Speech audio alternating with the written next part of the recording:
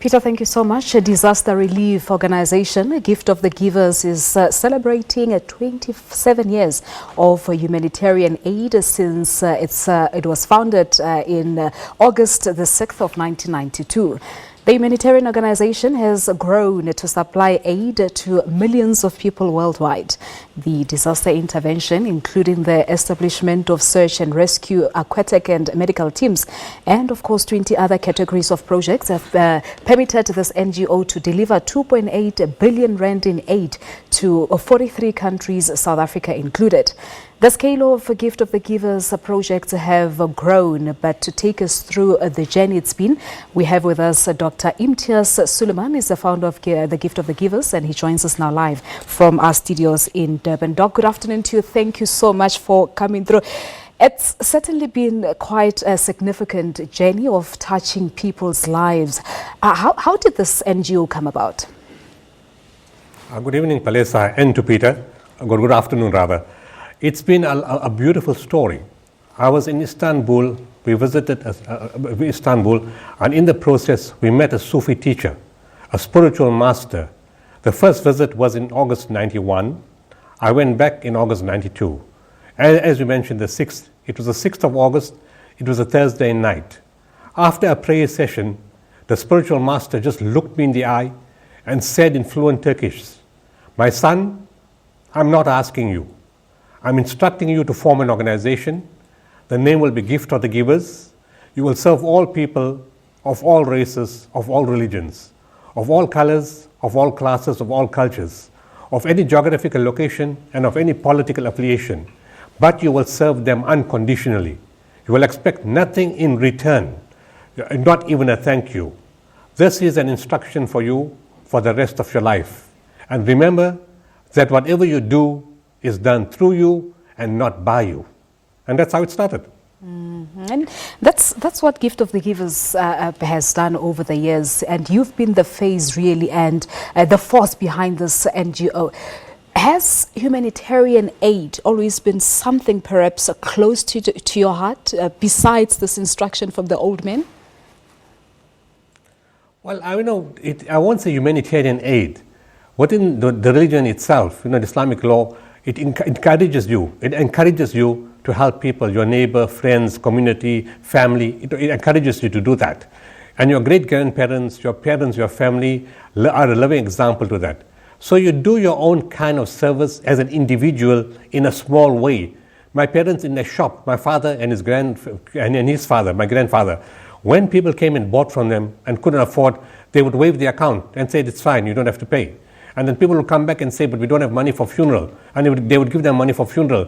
And they know they won't get paid. So that was a small type of charity that you learned. And it is imbibed in all of us, and we imbibe it in our children, and they do it to the grandchildren. So on an individual capacity, yes, we learn about giving.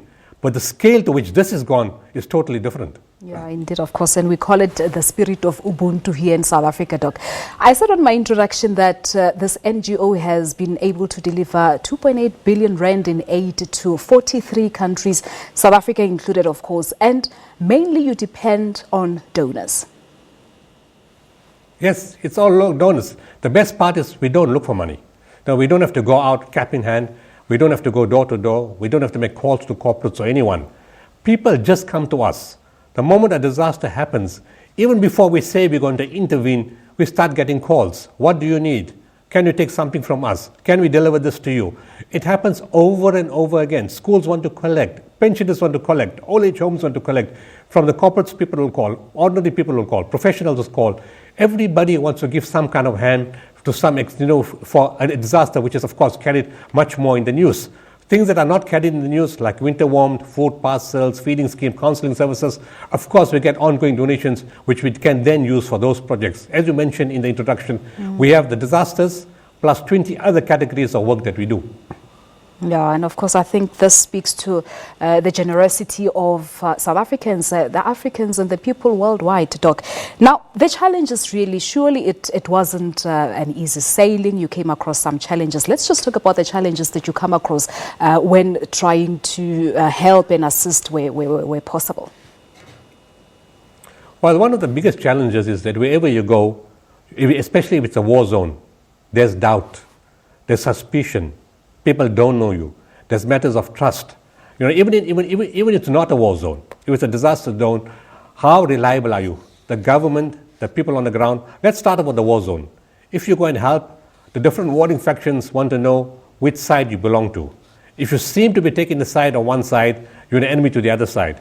And you seem to be helping the other side, you're the enemy to the first side. So you could be an enemy to everyone. That's the danger for you in a war zone. And you have to there's a way to negotiate that to show that you are impartial.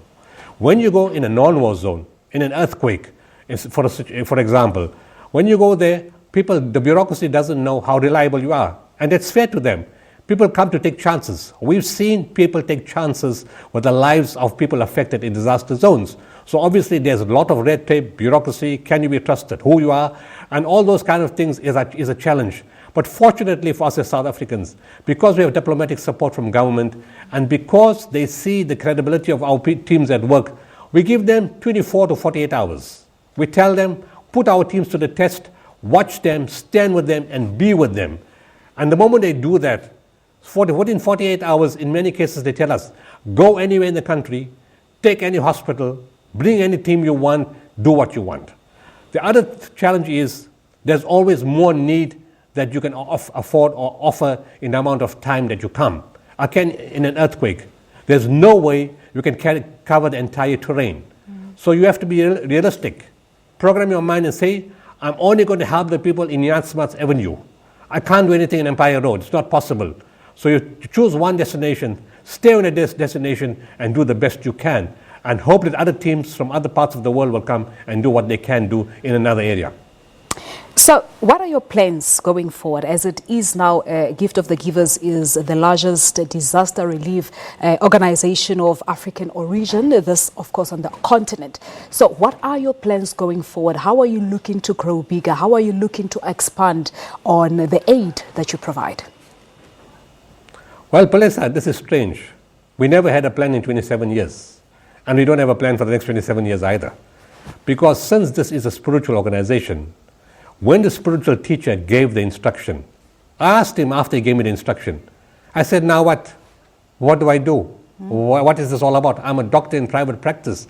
Is this something that I do all the time? Do I do it in between my practice? What do I do? He said, my son, in everything you will know. Believe me, in 27 years, I do know. How I know? That I don't know. But I know what to do, how to do, when to do, all those kind of things. And for 27 years, I've just waited for the things to come in front of me, took hold of them, and ran with them. I don't know what's going to come tomorrow or in the next 10 years. Yeah. But I know I'll be shown what to do and how to do it. And I'll just continue the same formula that I've used for the last 27 years. Wow, quite an incredible story there, Dr. Sooliman. Thank you so much for sharing that story with us. And most importantly, we wish you everything of the best going forward as you continue to extend your helping hand to the Africans in general and the people around the world. Many thanks for your time. Thank you very much.